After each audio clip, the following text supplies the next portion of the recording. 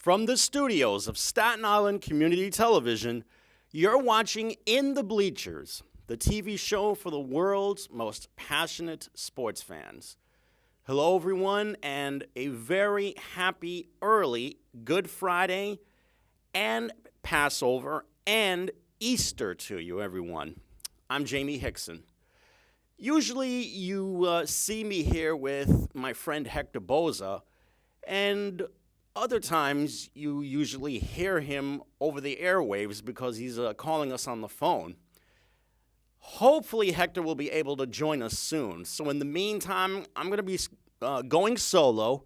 So I'm going to let you know that if you want to contact us, you can call us either at 718-727-0143, or you can just watch some old reruns of ours on Facebook, Twitter, and YouTube.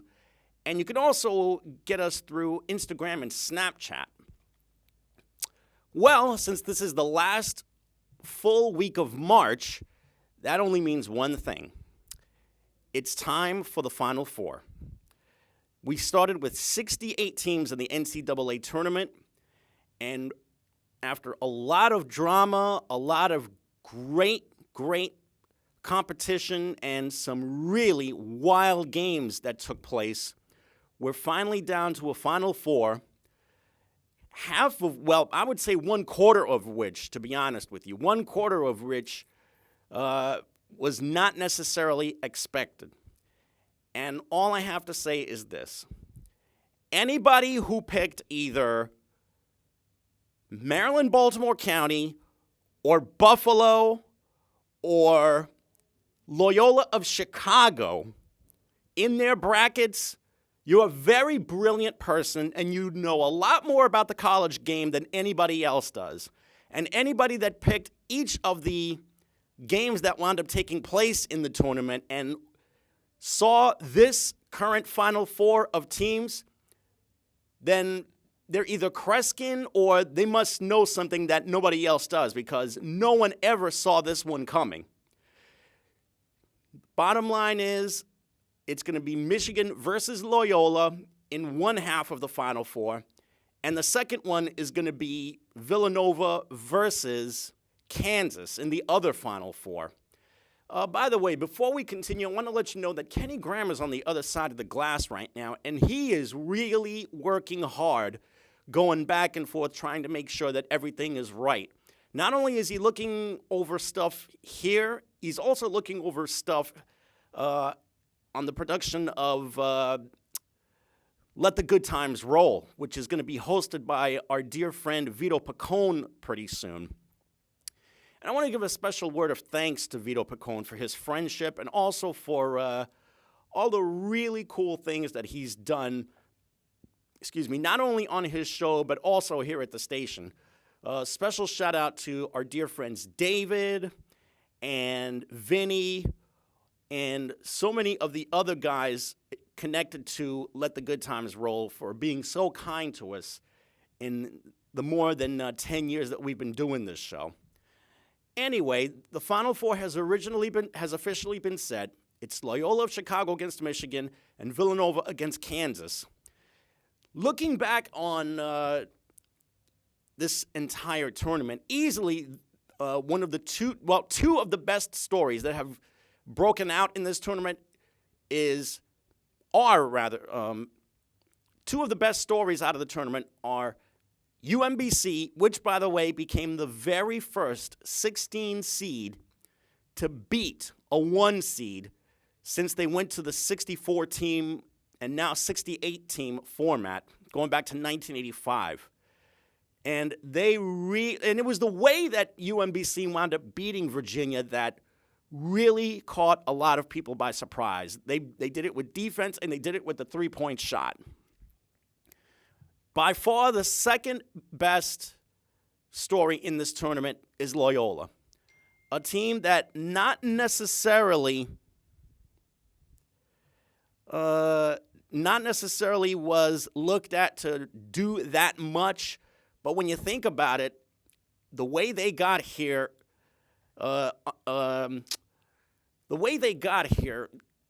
with 2 consecutive buzzer beaters against Miami and Tennessee, and then getting a big 3 with about 6 seconds left to beat Nevada, and then pummeling Kansas State the way they did with great defense, and again with the three-pointer. Loyola has really taken a lot of people by surprise with the way that they've played in this tournament. As far as Kansas is concerned, leave it to Kansas to really come up big in the way that they did yesterday against Duke University. Not only dodging a bullet when Grayson Allen's layup missed at the buzzer, but also coming up with one great defensive stop after another. And when you think about it, Kansas was playing with a much smaller lineup. Duke had a whole lot of depth on their front line, yet it was Kansas that won the rebounding battle against Duke yesterday. One, the ball seemed to just bounce Kansas' way. And for another, it seemed like Duke was missing one big shot after another. Not only that, but this could be the end for the trio of freshmen that Duke wound up having this season that enabled them to not only have a solid regular season, but also go all the way to the Elite Eight, because word has it that Marvin Bagley Jr. and Gary Trent Jr. and also Wendell Carter III might be turning pro after this. Marvin Bagley III is the most celebrated of the trio because he's the one that's got first overall pick potential. Now, we're still awaiting word from Hector right now, and if I'm not mistaken, I think Kenny's giving me the signal that he made it. Yep, he just gave the thumbs up. So let's go to Hector right now. You there, Hector? Yes, how dare I forget that so many women are attacking me right now, and I can't complain about sexual assault. You little liar. You ain't got no women, man. You just at home taking care of Rosanna because she's sick, you knucklehead. Yeah, Cut it out. I wish I had the life that I had. I have the life of Riley, you know. But anyway, going on. More like a life of crime. Yeah, the life of crime. That's me. So they pickpocket everybody. I get harassed by everybody, and I get bullied over there at CTV. That's why I don't show my face over there. Progressing, I'd like to know something. Go ahead. The Islanders, the Rangers, the Devils. I love how you wind up changing subjects from one to another the way you do. But here's the difference. The Islanders are at the bottom of the heap. The Rangers at the bottom of the heap. The Devils coming close to another Stanley Cup. Which one shall it be? The Rangers are starting to get young again with new people. The Islanders are getting roughed up. And the Devils are doing fine. Do you agree, Mr. Hixson, that hockey's being played too roughly? Since back in the day, you didn't need no helmet or anything of that nature. Oh, it's been that way for years. It would not be the same without all the physical play. And it's funny you mentioned the Rangers, Islanders, and Devils, because tonight they're going to debut their number 1 draft pick, which is Elias Anderson. And another one of their prospects, Philip Chatil, is also going to be recalled from the minor leagues. So both of those kids are going to make their NHL debuts tonight when the Rangers go up against, I think the Washington Capitals, to be exact. Yes, and here's the thing. You have people getting concussion because of what's happening. You have a lot of things going on in hockey. Before hockey, you didn't need helmets or anything of that nature. Now, it seems you need to protect every part of your body. Yeah. And, you know, when Gordie Howe played, you didn't need no helmet. That's right. So do you think by having all these armaments on you, do you think it's played rougher now? It's been rough for the last 35 years, man. If anything, it's been rougher now than it was, I would say, 60 or 70 years ago. 60 or 70 years ago, it was more of a finesse game simply because the game was being played a little bit quicker. But nowadays, the athletes are a lot more chiseled. They're packing on a lot more weight, and because of that, you see the physical play going on. Not only that, but back in the day, the players were not as tall as they are now. Nowadays, you've got guys that are 6'6" or 6'7". Zdeno Chara, who has played many years in the game, I think he's played about 2 decades in the game. He's 6'9", and he's still a physical presence. And he's approaching his 40th birthday. He's still about as physical a presence as you can get. But nowadays, the players have become a lot more physical because they're much more muscular, they're stronger, plus the game is being played at a quicker pace. So naturally, the game is going to be a little bit more physical, and they're going to be needing to protect themselves more. Guy or Guy Lafleur was the last person to actually wear the helmet, without a helmet. Yeah. Believe it or not. And that was, in the way the game is played in the Olympics, so much people appreciate that style of play. Or should I say it this way? Do people appreciate more the fight, or do they appreciate the finesse of the Olympics when they play? They definitely want to see more physical play. The fights are pretty much gravy. I mean, everyone loves seeing a good hockey fight. But the physical play in the NHL is something that the fans really do like to see. They love seeing a guy getting hammered either to the boards or at mid-ice. They want to see that big shot. They love seeing their enforcers out there. And nowadays, there aren't really that many enforcers anymore because the game has been taken over more by snipers and also by really good defenders. How is the Islanders GM still GM there? If you're talking about Garth Snow, your guess is as good as mine, man. He's had that job, what is it, between 5 and 10 years now? And he has gotten the longest leash of any general manager, not just in hockey, but in professional sports. Do they still have a good team, or are they in the rebuilding stage? I mean, it's not like they're terrible. They have decent players. The only issue is what's going to happen with John Tavares, because he's going to be a free agent over the summer, and there's going to have to be a decision made with him really soon. There's also the issue of goaltending. We don't know who the goaltender is going to be down the road. And with the Islanders, with the Rangers and with the Devils, how do they stack up? The Devils right now are inching so closer to getting that last spot in the Eastern Conference. And for the most part, they've been doing this with a lot of young players. When you think about it, the Devils have an average age of maybe 28 years of age, but right now, they're doing this with guys such as, here we go. They're doing this with guys like Taylor Hall, who's been their best player this season, Nico Hischier, who's already scored 49 points in his rookie season, Patrick Maroon, Kyle Palmieri, and also they made the trade for the ex-Ranger Michael Grabner just before the deadline, and he's been a huge part to their offensive firepower. But Taylor Hall has been by far their best player this season. Nico Hischier right now should be in the running for Rookie of the Year. Do you think they have a chance if they make it to the playoffs? What are the chances?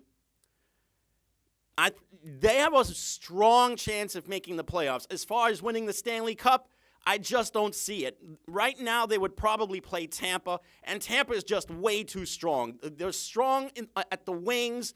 They're really strong in goalie. I don't see the Devils getting past Tampa at all.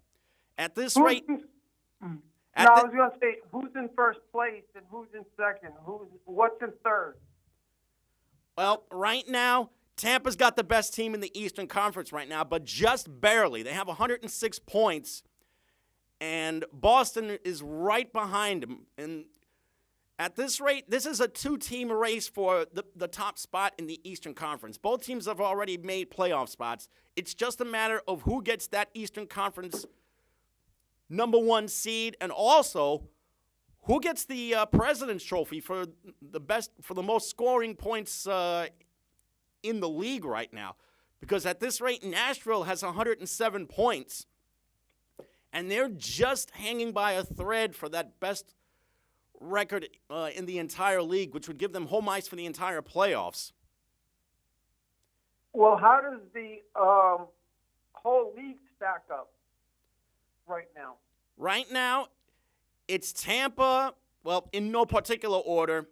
Nashville, Tampa, Boston, Winnipeg, and Vegas are the 5 best teams in the league right now. Vegas actually has a chance to win a playoff spot if they win their next game.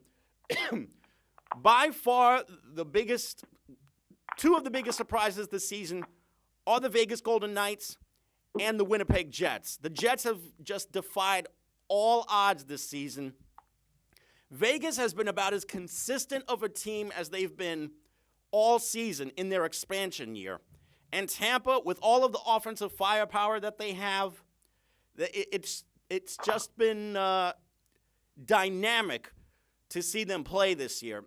And a lot of the scoring that Tampa has had this year have been from a lot of the ex-Rangers that are playing with the team, like Ryan McDonough and a couple of the other guys. Hey, it's funny because I remember hearing and listening to the fact that most people like the finesse games of the Olympics, but there's only one problem. You would have to extend the rinks. Yeah. The rinks are too small to play that type of finesse game, even though you can still do it. Because remember, even in basketball, there's no contact, and you see so much contact in basketball, it's ridiculous. Oh, yeah. They let a lot of rough stuff go, though. It's ridiculous how basketball's gotten. But I wanted to also find out, how do you think they'll do in the playoffs? Depends on which team you're talking about, though. Any of the teams, how do you rank them in the playoffs so far? Well, right now, Tampa is the team to look out for in the East. Their best player this season has been the ex-Ranger Derek Stepan. He's been the go-to guy the entire time. Boston is another team to watch for this season. Their best player so far, by far, it's Blake Wheeler. And it's not just him. Patrick Lane, Nikolai Ehlers, Mark Scheifele, Kyle Connor, Paul Stastny, who obviously comes from some great bloodlines, having been a member of the famous Stastny family that seems to produce one great player after another. Nashville, another team that's one to look out for, coming off a season where they made the Cup Finals last year. It's pretty obvious that the Predators have a lot of unfinished business going back to last season. Eric Stahl, one of their newcomers, has had a dynamic season. Jason Zucker and Michael Granlund have given them scoring on each side of the line. Ryan Suter has been terrific on defense. Matt Dumba has been terrific on defense. They've gotten really strong goaltending. Otherwise, I would obviously look out for the Pittsburgh Penguins because they're the defending champions right now. You should never, ever watch out for Pittsburgh. Never, ever overlook Pittsburgh, I should say. There's still question marks about the Washington Capitals. They've got the second best player in the game right now, Alex Ovechkin. And he has had a long, checkered playoff history. Is this the year that the Capitals are going to do something, or are we going to get another first round and out flop from them this year. A lot is going to be decided in regards to the Capitals. One team to watch out for, though, is Philly. Philly is building with a lot of good young players, and if I'm the rest of the Eastern Conference, I would not want to play the Flyers in a first-round series. They've got some really good scoring in Tyler Seguin, who they wound up getting in a trade deadline deal. There's also Jaime Benn, another guy who they got in a deadline deal. Their goaltending situation has gotten much better. They're much younger in goal. So the sleeper pick to come out of the East is Philadelphia. Don't be surprised if you see them maybe go to the Stanley Cup semifinals. Out West, though, one team to watch out for is definitely Vegas. Vegas built their first season to win now. So if I'm them, if I'm any NHL team out West, I would definitely look out for Vegas. I also wanted to ask you, are the Rangers and Islanders are they in the rebuilding stage? The Rangers are in the rebuilding stage. We don't know what the Islanders are doing. At least the Rangers are building with some younger players. And they're very intriguing younger players. One of whom happens to be one of their young goalies, if I'm not mistaken. It's gotten to the point where the Rangers have really started to look ahead to the future as far as who their young goalie is going to be. And they actually have a young Russian prospect. I think he's either Russian or Lithuanian. I'm not really sure, but they have a young prospect from Europe who they've been giving a little bit of time to, and something tells me that they might be using him to be their heir apparent to Henrik Lundqvist down the road. Other than that, there's still the issue of what's going to happen with Matt Zuccarello and the other guys.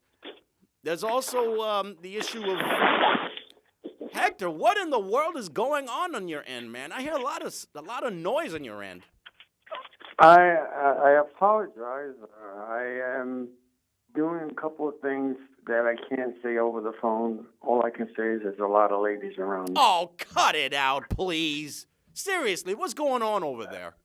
I am in a situation right now which I cannot discuss, but I will be gone in a couple of moments. Fine. So, anyway. I wanted to ask you, though, and so the Rangers are in the rebuilding stage, but are the Islanders, what are they doing?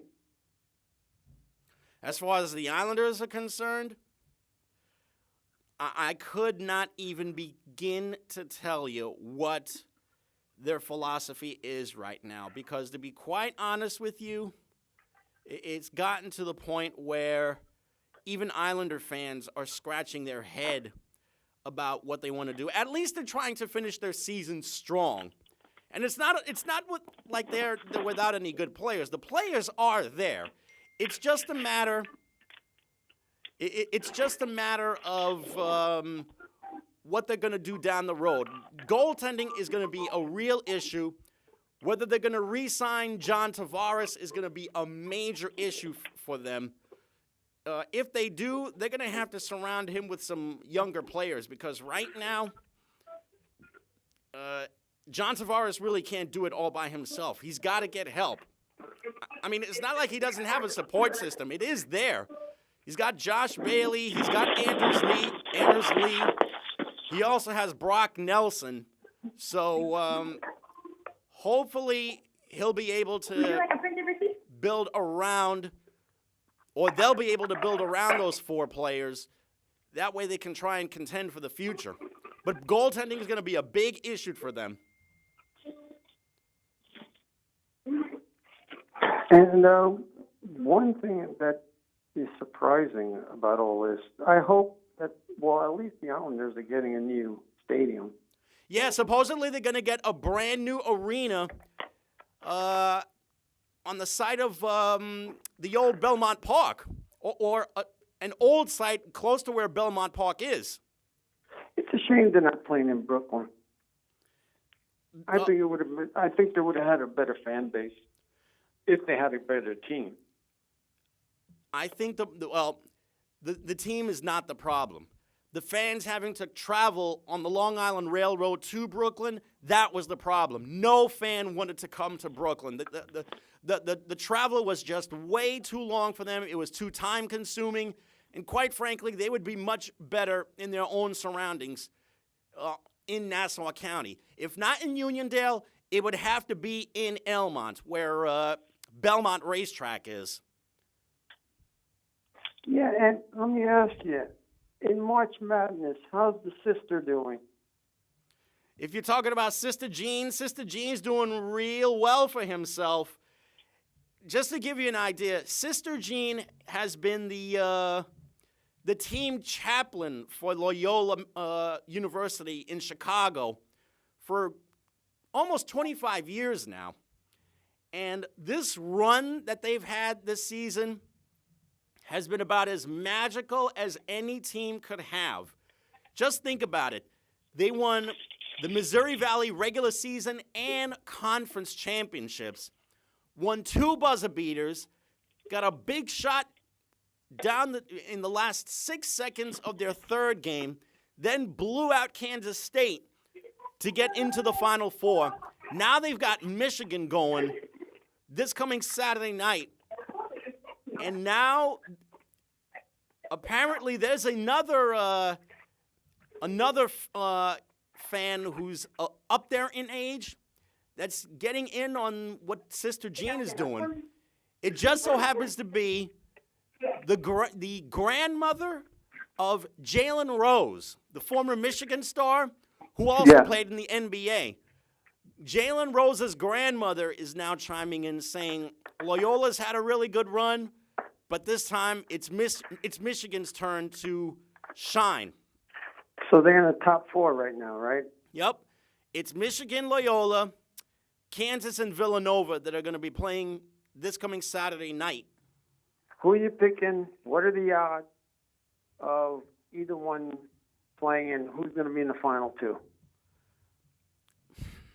I like Villanova. I think they have enough depth to try and beat Kansas because I think Kansas just has they just don't have enough height on their front line to try and go up against Villanova. Kansas was able to win the rebounding battle because the ball was able to bounce their way against Duke. But this time, Villanova's got just too much length, and quite frankly, I think Mikal Bridges is the best player on either front line. As far as the Michigan-Loyola game,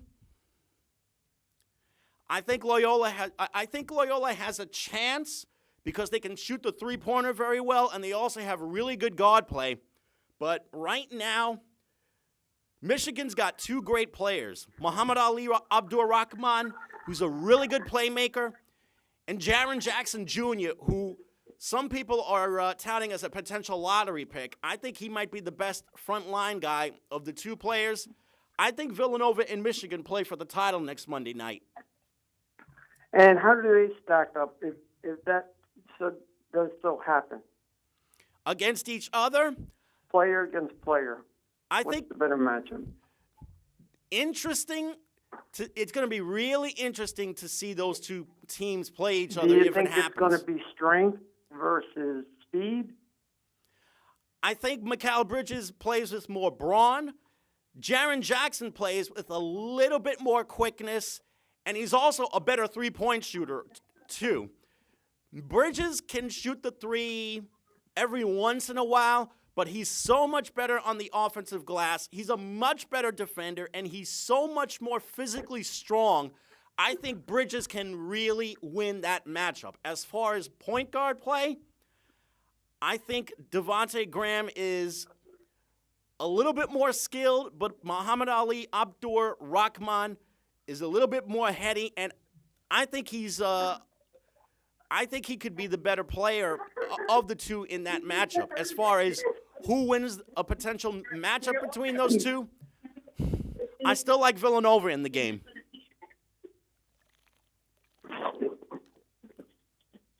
And also, how do you see that guy Malik Bridges going on to the Knicks? Do you think that he would be a good fit? Yeah, he would definitely be a good fit. Because here's the thing. If you broke down the Knicks, I know they have a lot of holes to cover, but what is their major hole right now? Do you think that they should get that guy Young, or do you think they should get Bridges? That's a really good question. That franchise has major holes everywhere that Kristaps Porzingis does not play. They need a point guard in the worst way. Trae Young would be the guy to pick. They need a wingman. Right. They need a wingman in the worst way. Maybe Wendell Carter. They need a big man in the middle in the worst way. That is where Marvin Bagley III chimes in. I think they need a big scoring forward. That is where Mikal Bridges chimes in. They need a real dirtbag as a defender. They need a dirtbag defensive player. Mikal Bridges is a dirtbag defensive player. He's fearless. He crashes the boards. He's got a mean streak. He can occasionally shoot the three-pointer. More importantly, he is a real beast on each side of the floor. If you had to choose one to start off, let's say your starting lineup is Kristaps Porzingis. If Enes Kanter comes back at center, you have either Bridges or do you have Ty Young as your guard? How do you see it? You mean Trae Young? Trae Young. So how do you see it? Do you see them go for forward, or do you see them go for guard or center? Like we were talking about before, that at 6'11" center that's supposed to be very good. I sent you an email on that. Yeah. As a matter of fact, you wound up sending me this one link about a group of kids that the Knicks should probably go after. It's really interesting because all of these kids are really intriguing, but two of them who would fit in the most, maybe Mikal Bridges and Trae Young. But if I were to, and Jaren Jackson. Jaren Jackson, Trae Young, and Mikal Bridges are three of the guys that the Knicks should definitely consider. There's also Kyrie Thomas from Creighton, who I think is a little short to play in the backcourt. He's only 6'3". There's also the issue of Zaire Smith, a kid from Texas Tech who's a big wing guy who can also play aggressive defense and also has terrific athletic ability. That's another thing the Knicks need. The Knicks need athletes, and they need athletes in the worst way. Well, it's not that they're that bad now. They do got some players there. I mean, they've have players that were in the NCAA finals. So, like Mike Cornett, he's a good bench player. Yeah, but at the same time, their NBA impact has been very, very, very, very minimal. Well, they haven't played. They got to play. But my point is, if you were the GM right now, who's your number one pick? Mikal Bridges. He's my number one. Mikal Bridges is my number one pick. You put him in there with Porzingis, and if they re-sign Enes Kanter and they draft Mikal Bridges, those are two dirtbags that the Knicks would have on their front line. Enes Kanter on the offensive glass, Mikal Bridges on the defensive glass, and the defensive end. That's an interesting observation because I think they should go for a forward. I don't think they should go for a guard. Like Ergo? One of the links that I read, their guards are a dime a dozen, but forwards are hard to get. Forwards and centers are hard to get, even though the game is played by guards. Yep. And there are a lot of general managers who would stay away from Trae Young. They don't think that his body or his game would translate well to the NBA. They think he's too much of a turnover to happen. They think he's too much of a turnover waiting to happen. They think he takes way too many shots. He's a real good shot creator, but he attempts a lot of really questionable shots that drive coaches crazy. Speaking of point guards, there's another point guard who's going to declare for the draft. Well, actually, he's already declared for the draft. Anthony Simons is the kid's name. Anthony Simons played last year in prep school in Florida. He's going to skip college entirely and go straight to the NBA because he's going to turn 19 years of age this spring.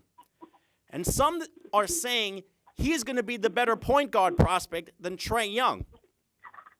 Do you think, do they have another pick too? They have another pick in the 20s, right? Possibly. Who do you think is going to bear on in the 20s? Off the top of your head. Do you think they'll go for an athlete, or do you think they'll go for someone that needs work? If I'm the Knicks, I would get the best athlete. I can't wait for projects much longer. I mean, they can only wait so much long for another Luke Cornett. They have to get an athlete. Because remember, a team takes at least, I mean, unless you get a phenomenon, a team takes about 3 years to exactly get my there. point. You know, and they're just starting with the new guys. Mm-hmm. They just started with the new guys. Hornacek may be gone. I mean, because not that the altercation that he had with Kyle O'Quinn has anything to do with it. It's just the fact that do you see he's got one more year on his contract? What do you see? And why isn't Mark Jackson have a coaching job? Is he too tough? Is he too tough to work with? What is it with him? He definitely was not tough to work with when he was coaching in Golden State. The players in Golden State loved working with Mark Jackson. That's number one. Number two, he and management in Golden State had a lot of problems with each other. That's why he wound up getting fired. So if he were to go anywhere, he would have to be in the good graces of management if he wants to have a long shelf life somewhere. Yeah, because, did you hear about the kid that died, I think, on the court? Yes, I did. I mean, that is about as tragic a story as I have ever seen on the basketball court. Literally passed away while on the basketball court. It was just, it was just devastating, absolutely devastating to see that young man just pass away. I'm trying to get word on the young man who passed away. For the record, he played for the Detroit Pistons. The G League. Yeah, the Pistons G League team, which was the Grand Rapids Drive. And I'm still trying to find his name right now. Oh, and I just saw another kid declared for the draft. It's Michael Porter Jr. from Missouri. Yeah. And he only played about 2 or 3 games this year because of back surgery. But they haven't found out why he went down yet. They still haven't. They did the autopsy, and they still haven't found what happened to the poor kid. I'm still trying to find out what the name of the kid's name was. He was only 26 years old. While you're doing that, I wanted to tell you how many players have gone down like this kid. Yeah. And the Celtic guy, the one that he was tragic. Yeah, Reggie Lewis died. He wound up collapsing during a playoff game, and then over the summer he wound up passing away while shooting hoops during a scrimmage at Celtics Len camp. Bias, right, was another one. Len Bias died the night after he was drafted number 1 overall by the Celtics, or number 2 overall by the Celtics. Died of cardiac arrest caused by cocaine use. Oh, man. And then there was Hank Gathers, who died on the court during a championship game. Oof. For the record, the young man's name was Zeke Upshaw. Yes. He was 26 years old. He was born and raised in Chicago. He attended Illinois State University for 3 years, then played at Hofstra for his senior year. And then he played in Slovenia, Luxembourg, and then he joined the D-League 2 years ago. And there are a lot of things going on right now. Who do you see in the playoffs right now, and who do you see making it to the game? Who do I see in the NBA playoffs? Yes. Well, it's funny you mention that because 5 teams. It's not too far away, is it? Another 2 weeks or so. And it's funny you mention playoffs because I've already seen 5 teams made it out of the Eastern Conference. Who's that? Toronto, Boston, Cleveland, Philadelphia, and Indiana have clinched playoff spots. Those were not surprises, right? Except No Indiana, surprises. probably. Indiana was a mild surprise, especially considering they made the playoffs the summer after they traded Paul George. But it was who they got back in return that wound up making them a better team. They got Victor Oladipo back, and Victor Oladipo was an all-star. He had his best season. And then there was Philadelphia, which got Joel Embiid fully healthy for an entire season. Ben Simmons was healthy for an entire season. They signed J.J. Redick to play in the backcourt. And this was despite the fact that Markelle Fultz basically missed an entire year because he was hurt. And yet the Sixers still made the playoffs. Wow. Right now, that is something. And Philadelphia's motto is trust the process. See, this is exactly how you build a team. That's what the Knicks are trying to do. That's exactly what the Knicks are trying to do, but let's see if this actually works out for them, because right now, the draft picks that they do have, they're moving a little slowly. Some are actually saying that they should change Frank Ntilikina into a shooting guard, even though he has no perimeter game whatsoever. I think he's got to grow, like Clyde said. You know, he's only 19. You got to give him a year to actually do something and to really, get to the weight room, let him sharpen his skills. One of the things I'm pissed off about that franchise, though, which there's a lot of things I can be pissed off with, they never use Clyde Frazier as a specialist to come in there and teach these kids. That's one thing I never understood. Did Clyde even want to be a head coach? Yes, he did. Because 30 years ago, he even asked. 30 years ago, he wasn't really interested in coaching. But now, I wonder. No, I'm just saying to use him as a special advisor, not to coach, but just to use him as a special advisor just once or twice, like they did with Jason Kidd just recently. Just, help him out. I'm sure he's willing to give pointers. He's one of the best guards ever that the Knicks ever had, besides Earl Pearl Monroe. So you have someone there that has won 2 championship rings, and he's there every game.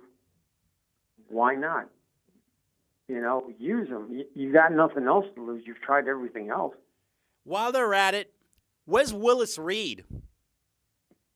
Where is Willis Reed? Another Knick great. Yeah, he was a coach for them at one time. Willis coached the Knicks 40 years ago. He coached them for just over a year, took them to the playoffs, but then got fired. Ironically enough, he wound up being fired in favor of the guy that he replaced the first time, Red Holzman. Wow. That was 1978. Pretty ironic, huh? Yeah. I'm telling you, I think they should act Clyde. I think Ninikita's got to get into that weight room. Yeah. Porzingis got to come back strong. THJ has to not play the 3 anymore. Keep him in his position. Who do you keep? Moutier? Do you trade Frank Ninikita? No. Do you still got trade value? No. Brooks? No. You get rid of Brooks? No. I mean, you had Dotson.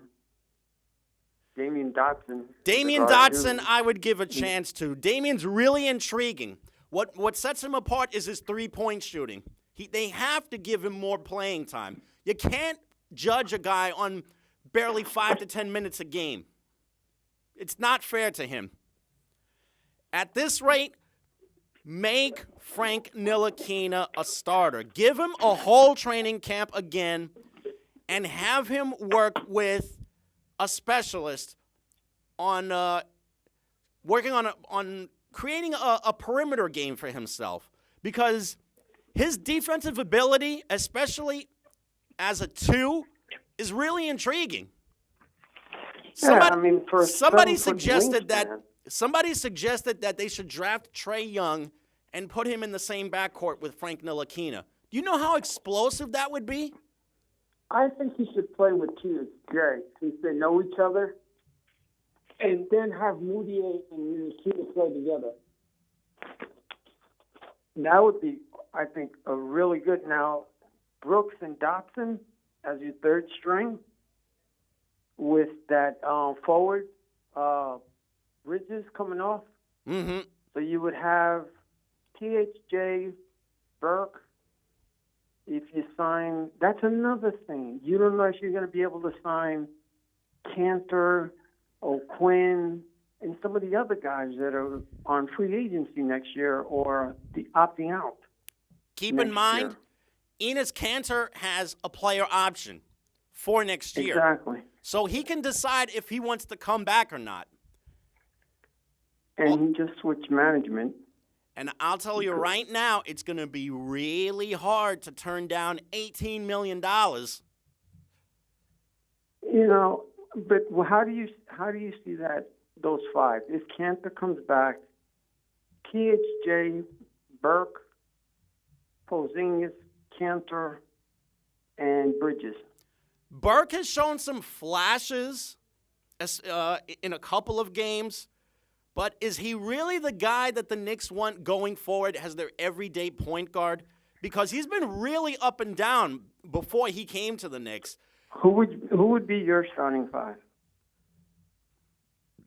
Well, if you had Bridges, let's say your starting 5. If they drafted Mikal Bridges, yes. And also keep in mind, Kristaps Porzingis is still going through a really gruesome rehab after his surgery. Right. There's a strong possibility he's not going to be back until December or January. Yeah. So they would have to wait until around that time in order to have him back in their starting 5. But I'm just saying, just supposing that he does return, right? I I would re-sign Enes Kanter because right now he's been since he's been gone, since Porzingis has been gone, Enes Kanter has by far been their best player, their most hardworking player, their most grueling player. So I would make it Porzingis, Kanter, draft Mikal Bridges, and make him the power forward. You would have a really imposing front line. Two guys that are 6'11", another guy who's 7'2" or 7'3". I'd make Frank Ntilikina an everyday shooting guard. As far as my point guard is concerned, maybe, you know what? Maybe give Trey Burke a chance as a starter because he's shown a little bit more, I don't want to say potential, but he's shown more flashes than Emmanuel Mudiay has. So it's THJ and Trey Burke as your guards. Probably bringing them off the bench as the sixth or seventh men. Burke and I would make off Tim the bench? Hardaway. I would make Tim Hardaway Jr. the sixth man, even in spite of his contract, and I would also bring off the bench Trey Burke as the backup. I mean, Emmanuel Mudiay. So who's your starting guard? The starting backcourt would be Trey Burke and Frank Ntilikina. Oh, Frank. Oh, okay. Assuming that they don't draft a point guard number one, and don't be surprised if they do that. Keep in mind, though, these ping pong balls, they have a way of bouncing the way of a particular team. Remember a few years ago, the Bulls had barely 30 wins, and they got the first overall pick in the draft. So there's no guarantee that a team that's got a really dreadful record like Sacramento or Phoenix or Memphis, no guarantee that they're going to get the first overall pick.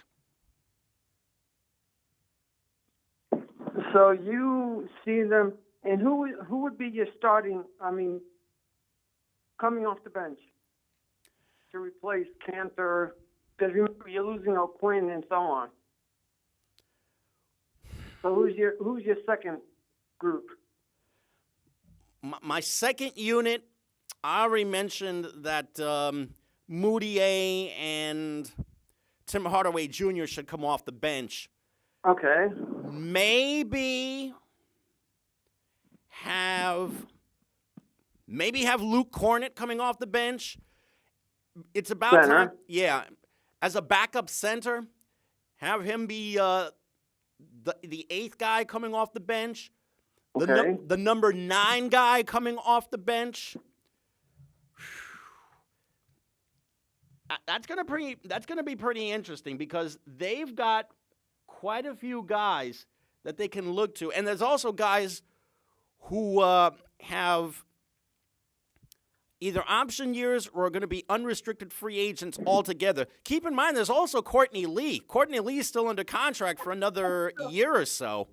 Yeah, I think they're going to try to get rid of Courtney Lee and Thomas to get probably draft picks.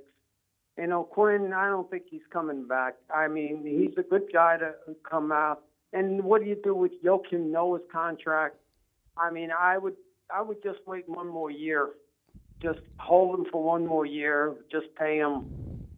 That's a come you have to get. Do you get rid of Hornacek because of what happened? Because that, it's a lot of confusion there. But I wanted also to find out OJB being traded for a number 1 draft choice. He's 25 years old. That's the hot rumor.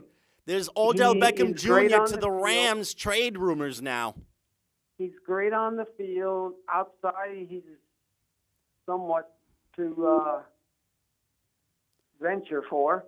But Off the field, it's painfully obvious that he is going to do anything that he wants to do and everything that he wants to do. On the field is another story.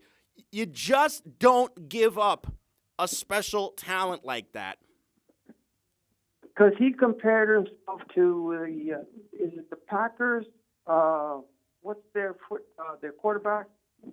He actually compared himself to Aaron Rodgers. No, the other one, the one that's won a lot of Super Bowls. If you're talking about Brett Favre, he only won 1 Super Bowl. No, not the other. What's the former Jets coordinator? I forgot his name. The one that never smiles. You're talking about Bill Belichick? Yeah, Bill Belichick, his quarterback. You mean Tom Brady? Yeah, because he's saying that he yells and screams at his player, and he's the best. Why can't he do it since he's the best? And then somebody remarked, because he's won more championships. And I'm going, how could one wide receiver do that? How is he going to take you to the Super Bowl? You have to have a quarterback that throws the ball, and you have to have defense. Not one man can do it. And I also read in another article that college, this kid, this minority kid, there's racial problems there as quarterback. Mm-hmm. So what's going on? I mean, it's getting more and more ridiculous. It's not about the athletes anymore. It has to be whether it's about the skin is your sin, I don't like you. It's all weird. They just can't pick you because you're that good. He's a quarterback. I forgot the kid's name. Yeah. But it's just so weird what's happening. And I'm going to break it down to you as far as Odell Beckham Jr. is concerned. Break it down. He's an outstanding player. He's already proven to be a bit of a brat away from the field. Even on the field, he's had his diva moments. But you don't give up on a special talent like him. And the Giants general manager said it himself. You just don't give up on talent like that. He even said they're not, I should say John Mara, one of the Giant bosses, said it best. They're not actively looking to trade him, but they will listen to offers if they are made. At the same time, so you think they shouldn't get rid of him? Should they get rid of him? If they're presented with an offer that's going to blow them away, yes, they should trade him away. Because they said they would have to accept the number 1 draft choice. The number 1 draft choice has to come with them. But when they got Muhammad Wilkerson, they only got, 2 number 2 draft choices for him? Yeah, when the Jets got Muhammad Wilkerson, I think they got a couple number 1 picks. Okay, I thought it was 2. That's all I read. But, okay. Mm-hmm. But all in all, with 2 minutes left, Yep. just wanted to say it was a great time once again. Thank you. I'm glad we touched on a lot of stuff we don't normally cover. Mm-hmm. By the way, we spoke basketball earlier. Guess who is in the college game as a head coach? Patrick Ewing. Well, he's already in there now. He already completed 1 year at Georgetown. But does the name Penny Hardaway ring a bell? Penny Hardaway?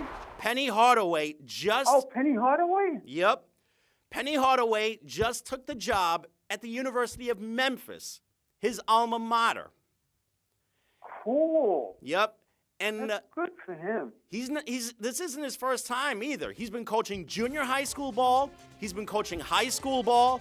And he just won a high school championship. Now he's going to the next level at the University of Memphis. Well, So you got less than 1 minute. Rumble Rose says hello. Is Thank she you. on the floor? Please give my warmest regards to Ro for me. Here she is. Hold on. Thank you, folks. Oh, All right. as you can see from the credits, that's all for us. Thanks to Kenny on the other side of the glass. Thanks to you guys for watching at home. Good night, everyone. Good night.